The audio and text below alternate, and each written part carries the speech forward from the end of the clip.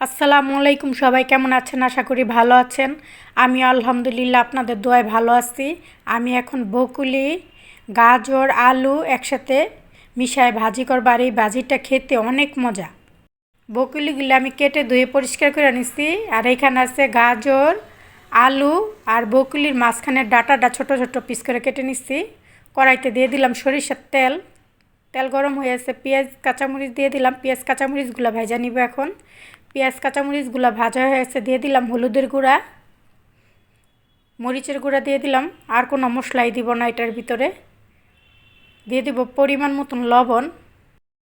এখন মশলাটা পানি ছাড়া 1-1.5 মিনিট কষাই নিব। 1-1.5 মিনিট কষানো হয়ে গেছে। দিয়ে দিলাম আলু, গাজর, তারপরে বকুলির যে মাঝখানে ডাঁটাটা, এটা ছোট ছোট পিস করে কেটে নিচ্ছি, সেটা দিয়ে দিলাম।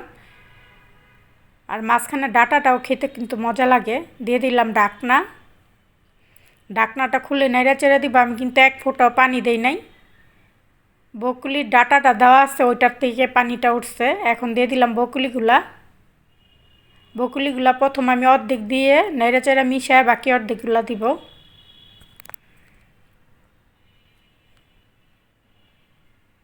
আর এই বকুলি ভাজিটা খেতে অনেক মজা হয়, গরম ভাতের সাথে অনেক মজা লাগে। আমি তো বকুলির সিজনে এই ভাজিটা করে খাই, বিভিন্ন রকম করে ভাজি করে খাই। বাকিগুলো দিয়ে দিলাম। এখন আবার নাইড়াচাড়া মিশাই দিব। ভালো করে নাইড়াচাড়া দিব যাতে মশলাটা সবজির ভিতরে ভালো করে ঢুকে। দিয়ে দিব ঢাকনা। ঢাকনাটা খুললে নাইড়াচাড়া দিব। দেখুন সবজিটা অনেকটাই কইমা আসছে, আরও কিন্তু কইমা যাইব রান্না করতে করতে। এই পর্যায়ে আমি দেখব লবণটা ঠিক আছে কি না। এক পিস গাজর খেয়ে দেখলাম লবণ আরও লাগবে, তাই লবণ দিয়ে দিলাম। ডাঁটাগুলো অনেকটা সিদ্ধ হয়ে গেছে, আরও সিদ্ধ হবে। দিয়ে দিব ঢাকনা। ঢাকনাটা খুলে নেড়ে চেড়ে দিব। এ পর্যায়ে আর আমি ঢাকনা দিব না, ঢাকনা ছাড়াই এখন ভাজিটা আর 3-4 মিনিট রান্না করলে একেবারে রেডি হয়ে যাবে আমার ভাজি।